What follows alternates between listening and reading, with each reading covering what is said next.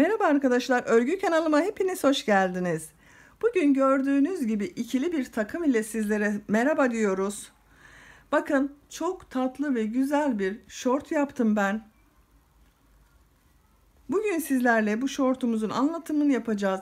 Ben bu şortu yapmış olduğum bir elbisenin altına giydirmek üzere yaptım bakın. Bu şekilde çok şirin mini bir elbise yaptım.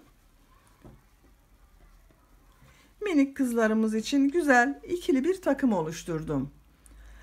Biz bugün şortu yapacağız ama elbiseden yapmak isteyen arkadaşlar için ben bu elbisenin anlatımını YouTube kanalıma yükledim. Sizler için bu videonun açıklama bölümüne ekliyorum. Siz izlemekte olduğunuz bu videonun sağ alt köşesindeki küçük üçgene tıklarsanız açıklama bölümünde mini bebek elbisesi olarak var. Üzerine tıkladığınız zaman bu elbiseden siz de yapabilirsiniz. Biz bugün bu kolay ve güzel bebek şortumuzu yapacağız. Ben bugün bunu elbisemizin altına uyumlu olsun diye bu renk yaptım. Ama siz istediğiniz renklerle farklı elbiseler altına yapıp bebeğinize giydirebilirsiniz. Şortumun örgüsünde Alize Viscose Puffy diye bir ip var. Onu kullandım arkadaşlar. Üzerinde bakın 100 gramda 220 metre yazmakta. Bir ipten bir şortu yapabiliyoruz. Tığ olarak da 3,5 milimlik tığ kullandım. Siz de elinizin sıklığına ve ipinize göre bu tığı değiştirebilirsiniz. Daha küçük numaralı veya daha büyük numaralı tığlar kullanabilirsiniz. Şortumuzun örgüsüne bel lastiğini yaparak başlıyoruz. Lastik örgüsünden sonra modelleri yerleştiriyoruz. Tek parça halinde örüyoruz. Dikişsiz olmakta arkadaşlar şortumuz. Gövde örgüsünü bitirince bacak bölümlerini ayrı ayrı örüyoruz. Bakın bacak bölümünde bu şekilde lastik çalışması yaptım. Bebeğin bacağında sıkmasın diye arkadaşlar. Lastik geçirmedim. Bu beline bu şekilde kurdale geçirmeyi tercih ettim ama geçirmeden de rahatça kullanabilirsiniz. Bugünkü anlatacak olduğumuz şort ölçüsü 3 aylık bebek ölçüsünde ama siz daha büyük bebekleriniz için yapmak istiyorsanız bu başlangıç zincir sayısını bebeğinizin beline göre daha fazla çekerseniz şortunuzun örgüsü büyük olacaktır. Bu yüksekliğinde benim yaptığım ölçüden 1-2 sıra fazla yapmanız iyi olur arkadaşlar. Siz ipinizi, tığınızı hazırlayın. Hep birlikte bu kolay şortumuzun örgüsüne geçelim. Kanalıma abone değilseniz abone olmayı unutmayın lütfen. Hepinize kolay gelsin. İyi izlemeler.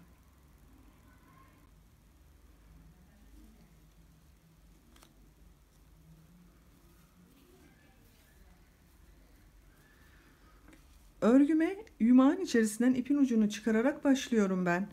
Bebek şortunun bel lastiği için 80 zincir çekiyoruz. Bakın ilk ilmeği şu şekilde size nasıl kolay geliyorsa o şekilde oluşturabilirsiniz. Ben bu şekilde oluşturuyorum. İlk ilmeği oluşturdum ve zincirlerimi çekiyorum. Bundan itibaren 80 zincir çekelim.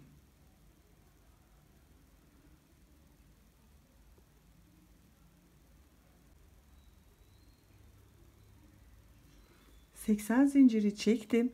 Çok sıkı çekmeyelim bu zinciri arkadaşlar. Bel lastiği olacağı için çok sıkı olmasın. Bunu kaç santim olduğunu ölçüyorum.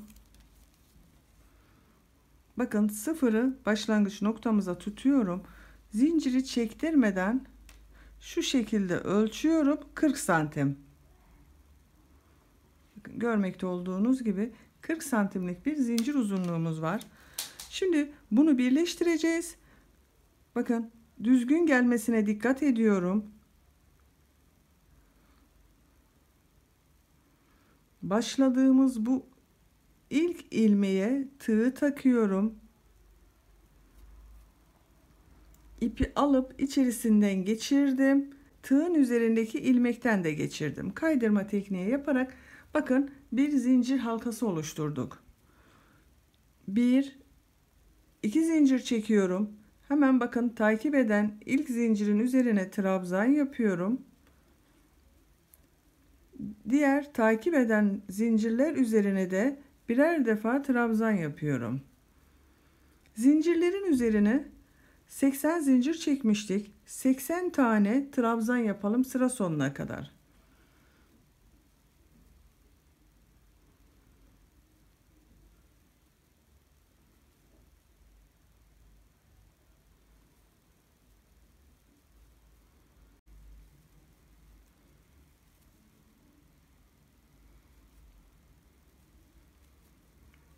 Zincirlerin üzerine trabzanları yaparak bakın sıra sonuna geldim. Sıra sonunda yapmış olduğumuz trabzanı bu başlangıçta bakın trabzanlara başlarken 2 zincir çekmiştik. Onun bu ilmeğe tığ takıyorum. İpi alıp içerisinden geçirdim. Tığın üzerindeki ilmekten de geçirdim. Kaydırma tekniği yaparak bakın sırayı kapadık. 1 2 zincir çekiyorum. İpi tığın üzerine alıyorum. Bu sırada lastik örgüsüne başlıyoruz. Bu ilk gördüğüm trabzan bakın boşluktan alıyorum. Tepe noktasına batmıyorum. Şu şekilde boşluktan alıyorum. Trabzan yapıyorum. Çok sıkı yapmayalım bu trabzanları. İkinci trabzanı bakın bunu ters taraftan bakın ters taraftan boşluktan alıp trabzan yapıyorum. Bir diğerini benden taraftan boşluktan alıp trabzan yapıyorum. Ters taraftan şu şekilde boşluktan alıp trabzan yapıyorum. Benden taraftan boşluktan alıp trabzan yapıyorum.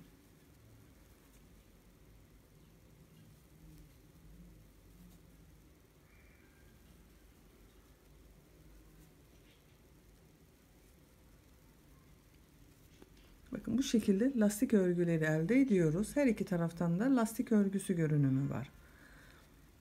Sıra sonuna kadar bütün trabzanları bir bu taraftan bakın benden taraftan boşluktan alıyorum. Diğerini ters taraftan boşluktan alıyorum. Sıra sonuna kadar devam edelim.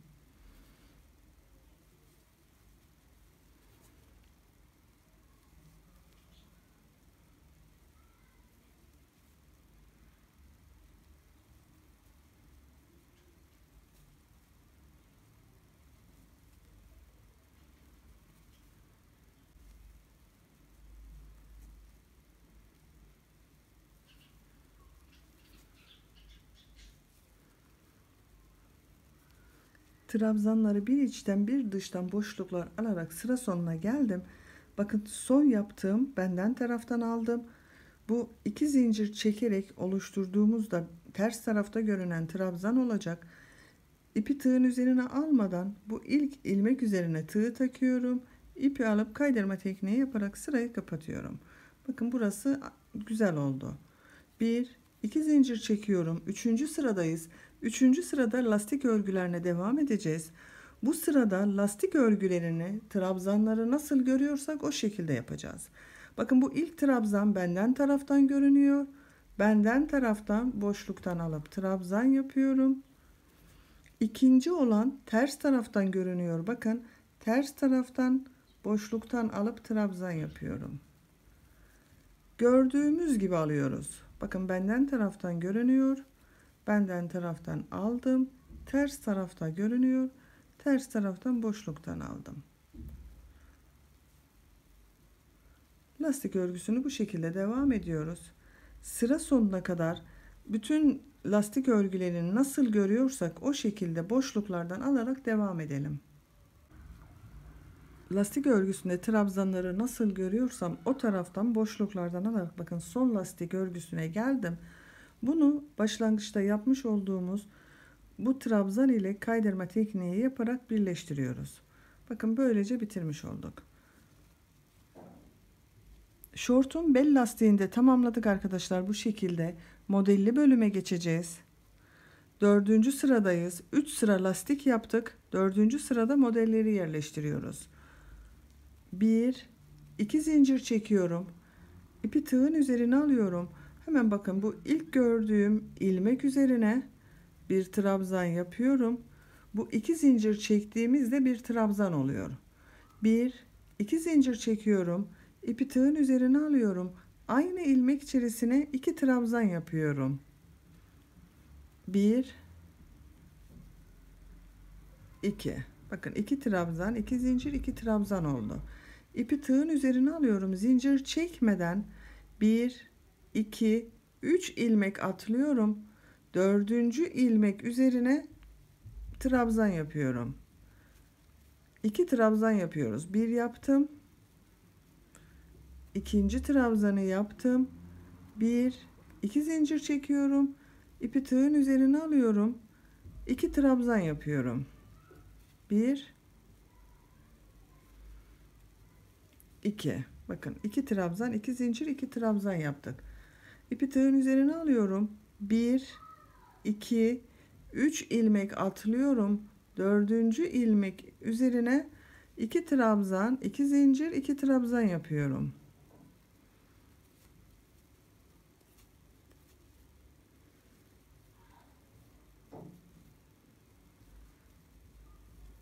İki trabzan, 2 zincir, 2 trabzanı yaptım. Bakın şu şekilde 3 modeli yerleştirdik. 4. modeli yapıyoruz. İpi tığın üzerine alıyorum. 1, 2, 3 ilmek atlıyorum. 4. ilmek içerisine trabzan yapıyorum. Arada 1, 2, 3'ü atladık bakın. 2 trabzan, 2 zincir, 2 trabzan olarak devam ediyoruz.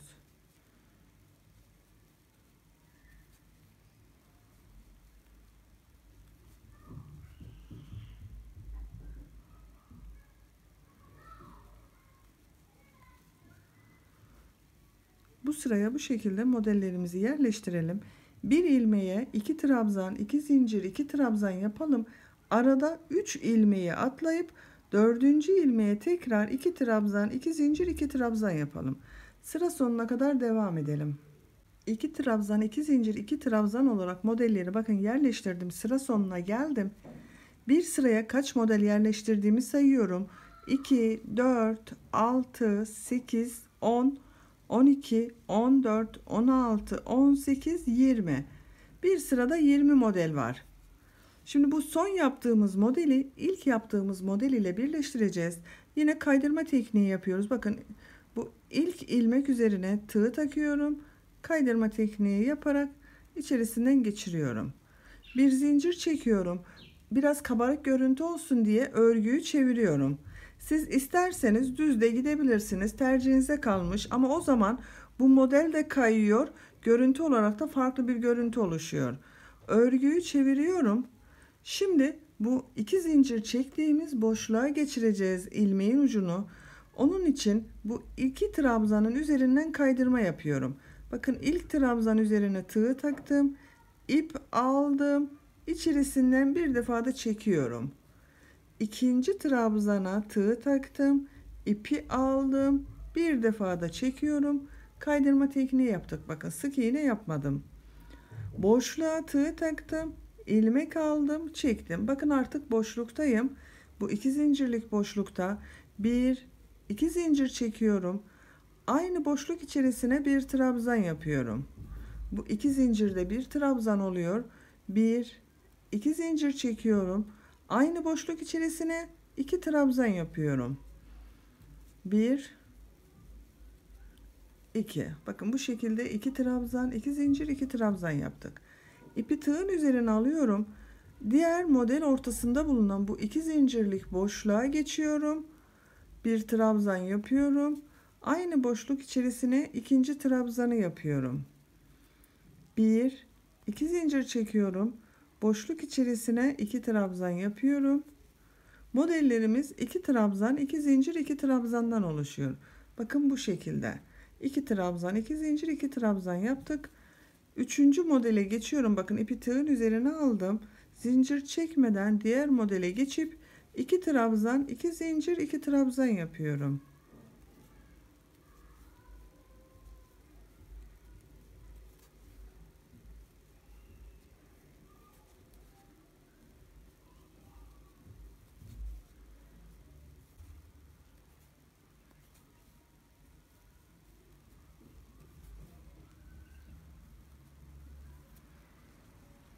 Bu şekilde bakın modellerimiz devam edecek. Sıra sonuna kadar bu şekilde modellerin ortasında bulunan bu 2 zincirlik boşluklara 2 trabzan, 2 zincir, 2 trabzan yapalım. sıra sonunda bu son modeli yaptığımız zaman bir alt sırada yapmış olduğumuz gibi kaydırma tekniği yapalım. Birleştirelim. Örgüyü çevirelim. Üçüncü model sırasına geçelim. Üçüncü model sırasında da aynı şekilde bu iki zincirlik boşluğa kaydırma tekniği yaparak gelelim.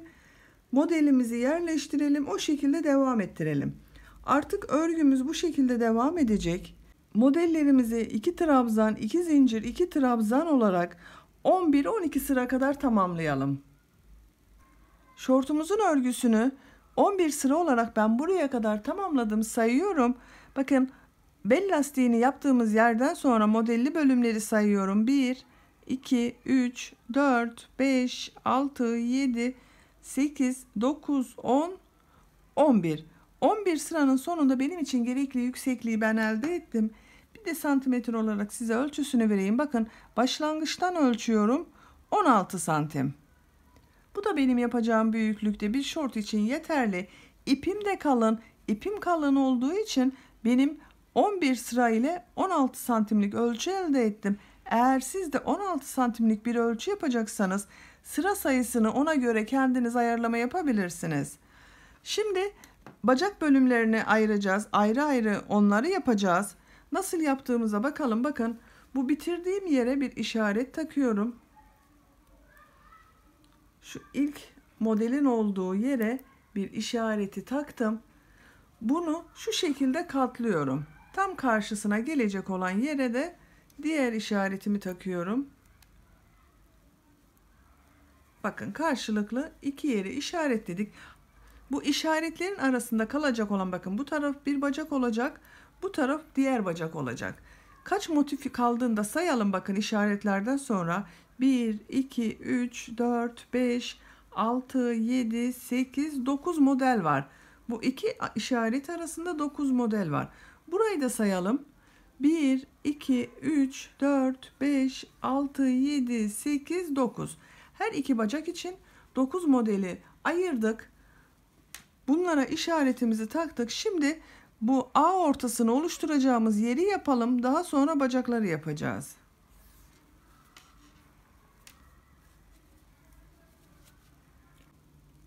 Bir, iki zincir çekiyorum. İpi tığın üzerine alıyorum. Bakın, bu işaret yaptığım model ile ondan önce bulunan bir model var. Bunun ortasında bulunan bu boşluğa bir trabzan yapıyorum. İpi tığın üzerine alıyorum. Bu işaretli olan modelde iki trabzan, bakın, ilmek var. Bu ilmekler üzerine de birer defa trabzan yapıyorum.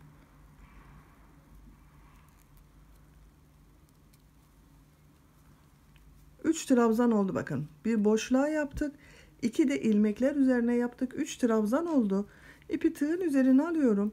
Bu bir zincirlik boşluğu atlıyorum. Burada bulunan bu iki trabzanın üzerine trabzan yapıyorum. 4, 5, bakın 5 trabzan oldu. Bir de bu işaretli modelle bir sonraki model ortasında bulunan boşluğa bir trabzan yapıyorum. 6 trabzan yaptık, bakın buraya. İpi tığın üzerine alıyorum. Bu bacakta bulunan modelleri, bakın, atlıyorum. Diğer işareti yaptım. Buraya geliyorum. Bundan önce bulunan, bakın, bu boşluğa bir trabzan yapıyorum. Bakın, buraya bir trabzan yaptık. Şimdi tığı ilmekten çıkarıyorum. Bu 6 trabzan yapmıştık. Buraya bakın, bunun son yapmış olduğum trabzana tığ takıyorum. Çıkarmış olduğum ilmeği de tığ yardımıyla o ilmekten çekiyorum. İpi tığın üzerine alıyorum. Burada 2 trabzan var, bakın. Bunların üzerine trabzan yapacağız. Bu ilk ilmek üzerine bir trabzan yapıyorum. Tekrar tığı ilmekten çıkarıyorum. İkinci trabzan, bakın, burada bulunan ikinci trabzanın üzerinden bulunan ilmeğe tığ taktım. Çıkarmış olduğum ilmeği de o ilmeğin içerisinden geçirdim. Kaydırma yapıyoruz burada. İpi tığın üzerine alıyorum. Burada bulunan ikinci trabzanın üzerine bir trabzan yapıyorum. Bakın, burada 6 trabzan yapmıştık. Burada da 6 trabzan yapacağız. Bu 6 trabzanı yaparken bu ilk yaptığımız 6 trabzan ile birleştiriyoruz. Bakın, ilmekten tığı çıkarıyorum. Üçüncü trabzanı yaptım. Buradan da üçüncü trabzanın üzerinde bulunan ilmeğe tığ taktım. Çıkarmış olduğum ilmeği içerisinden geçirdim. İpi tığın üzerine alıyorum. Bakın bu bir zincirlik boşluğu atlıyorum. Burada bulunan iki trabzanın ilk trabzanın üzerine bir trabzan yapıyorum. Tekrar ilmeği çıkarıyorum tığdan, bakın. Burada bulunan dördüncü trabzanı yaptık. Burada bulunan dördüncü trabzanın üzerine tığ takıyorum. Çıkarmış olduğum ilmeği çekiyorum. Tekrar ipi tığın üzerine alıyorum. Beşinci trabzanı yapıyorum. Buradan da beşinci trabzana tığ takıyorum. İlmeği içerisinden geçiriyorum. Dikiş yerine kullanıyoruz biz bunu arkadaşlar. İpi tığın üzerine alıyorum. Altıncı trabzanı bu işaretli yerden sonra bulunan bu boşluğa yapıyorum, bakın.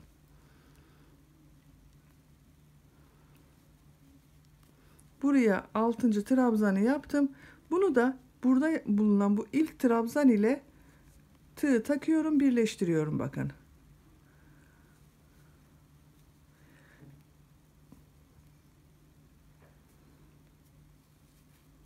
Böylece bitirmiş olduk. Bir zincir çektim orada. Bakın. A ortasını görelim. Bu şekilde arkadaşlar.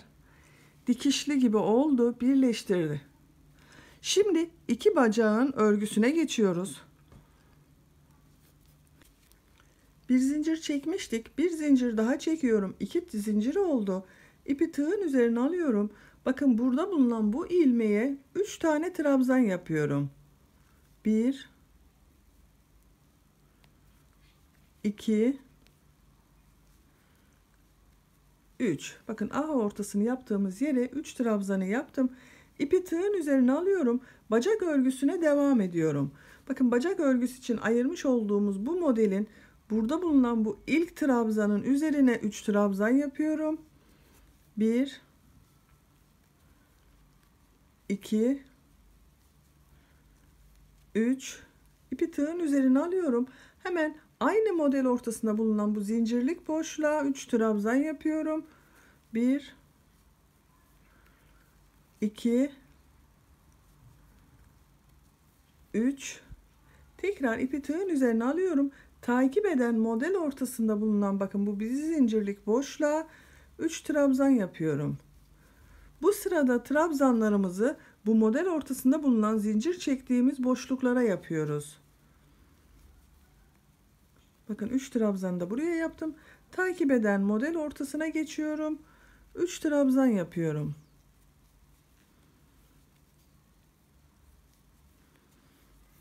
Biraz toparlasın istiyorum bacak bölümü. Onun için bakın 4'er trabzan yapmıyorum. 3'er trabzan yapıyorum. Bu şekilde her model ortasında bulunan bu boşluklara 3'er trabzan yaparak buraya kadar devam edelim. Model ortasında bulunan boşluklara bakın 3'er trabzanlı yaptım. Buraya kadar geldim. Bakın son modelin de ortasına 3 trabzanı yaptım. İpi tığın üzerine alıyorum. Bu son modelin son trabzanın olduğu bu ilmek üzerine de 3 trabzan yapıyorum. 1 2 3. Şimdi bunu burayla birleştireceğiz. Arada çok fazla mesafe olmasın diye buraya da 3 trabzan yaptım. Bakın buraya, bu sıraya başlarken aynı şekilde bu 3 trabzandan sonra bu ilk trabzanın üzerine de 3 trabzan yapmıştık. İpi tığın üzerine almadan bakın bu ilk ilmeğe tığ takıyorum. İpi alıp içerisinden çekiyorum. Tığın üzerindeki ilmekten de çektim. Kaydırma tekniği yaparak burayı birleştirmiş oldum. Bir zincir çekiyorum. Şimdiki sırada bu yapmış olduğumuz trabzanların üzerine birer defa kısa trabzanlar yapacağız. İpi tığın üzerine alıyorum. Bakın bu ilk ilmek üzerine trabzan yapıyor gibi ipi aldım. Bir defa da çekiyorum. 2 defa da çıkarmıyorum. İpi tığın üzerine alıyorum. Takip eden ilmek üzerine de aynı şekilde kısa trabzan yapıyorum. Bir defa da çekiyorum trabzanı.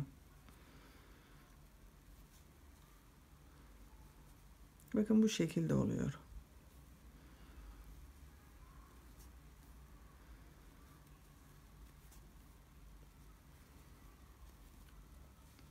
Görüntü olarak da böyle arkadaşlar. Bu şekilde her ilmek üzerine birer defa kısa trabzanlar yaparak başladığımız yere kadar gelelim. Bu sırada her ilmek üzerine birer defa kısa trabzanlar yaparak bakın sıra sonuna kadar geldim. Bu en son yapmış olduğum trabzanı ilk yaptığım trabzan ile kaydırma tekniği yaparak birleştiriyorum. Tığ taktım, ipi alıp içerisinden çekiyorum. Bakın bu şekilde bir görüntüsü oldu. Toparladı bakın gördüğünüz gibi bacak bölümü arkadaşlar. Şimdi hem buraya uyumlu olsun diye hem de biraz daha derli toplu dursun diye buraya lastik uygulaması yapıyorum.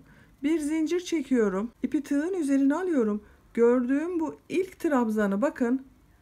Boşluktan alıyorum. Boşluğa takıyorum tığı. İlmek alıp kısa trabzan yapıyorum. İpi tığın üzerine alıyorum. Takip eden trabzanı ters taraftan boşluktan alarak trabzan yapıyorum. Bakın bunu ön taraftan boşluktan alıp trabzan yapıyorum. Takip edeni ters taraftan boşluktan alarak trabzan yapıyorum. Bir düz bir ters boşluklardan alarak trabzan yapıyoruz. Bakın düzden trabzan aldım. Yaptım. Ters taraftan boşluktan aldım. Trabzan yaptım. Düz taraftan boşluktan aldım. Trabzan yaptım. Bu şekilde bir lastik görünümü oluşuyor. Aynı bu belde yapmış olduğumuz gibi burada da bunu yapıyoruz. Bu şekilde devam ederek bu başladığımız yere kadar gelelim. Bu sırada bir alt sırada yapmış olduğumuz kısa trabzanları bir düz bir ters boşluklardan alıp kısa trabzanlar yaparak sıra sonuna kadar geldim. Bu en son yapmış olduğum bakın düz taraftan yaptım. Bunu bu ilk yaptığım ilmek ile birleştiriyorum. Bakın tığı taktım. İlmek aldım. Kaydırma tekniği yaparak burayı birleştirdim. Bu bir zincir çektiğimde tersten görünen trabzan oldu. Bir zincir çekiyorum. İpi tığın üzerine alıyorum. Bu sırada trabzanları nasıl görüyorsam o şekilde boşluklardan alarak trabzan yapıyorum. Yine kısa trabzanlar yapıyorum ama bakın. İlk benden taraftan bak düz görünüyor. Düzden aldım boşluktan bir trabzan yaptım.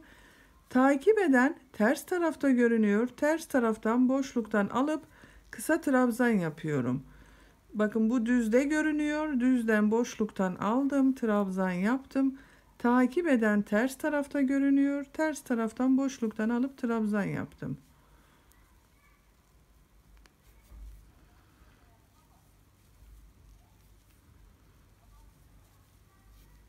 Bakın böyle. Sıra sonuna kadar bütün trabzanları gördüğümüz gibi boşluklardan alıp yaparak sıra sonuna kadar devam edelim. Bu sırada da trabzanları nasıl görüyorsam o şekilde boşluklardan alıp kısa trabzanlar yaparak sıra sonuna geldim. Yine bu en son yapmış olduğumu ilk ilmek ile kaydırma yaparak birleştiriyorum bakın. Bir zincir çekiyorum. İpi burada kesiyorum.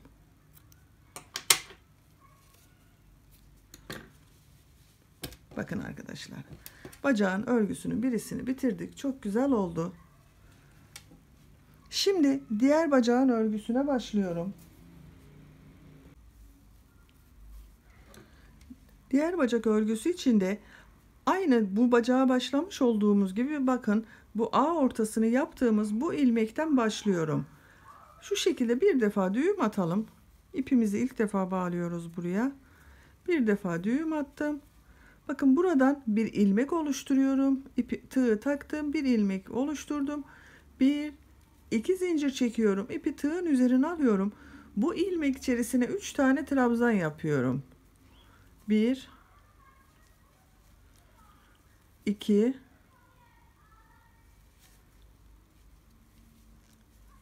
3. Bakın 3 trabzanı yaptım. İpimizin ucunu burada kesebiliriz. İpi tığın üzerine alıyorum. Diğer bacakta da aynısını yapmıştık. Bakın burada bulunan bu ilk modelin ilk trabzanının üzerine bakın ilmek üzerine 3 trabzan yapıyorum. 1 2 3 İpi tığın üzerine alıyorum. Bakın gördüğüm bu ilk modelin bir zincirlik boşluğa 3 trabzan yapıyorum. 1 2 3. Takip eden model ortasında bulunan boşluğa da 3 trabzan yapıyorum. Bu şekilde devam ettiriyoruz. Bakın arkadaşlar, diğer bacağa başladık. Bu bacağın örgüsünü de aynı bunu yaptığımız işlemleri tekrarlayarak yapalım. Bu bacağın örgüsünü bitirelim, gelelim.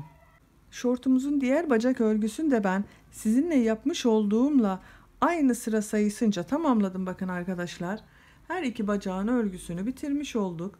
Bu şekilde şortumuzu da böylece bitirmiş olduk. Ben beline bakın bu şekilde bir de kurdale geçirmeyi tercih ettim. Bu tamamen tercihinize kalmıştır. Geçirmeseniz de olur. Elastiki bir yapıda olduğu zaman bir sorun olmayacaktır.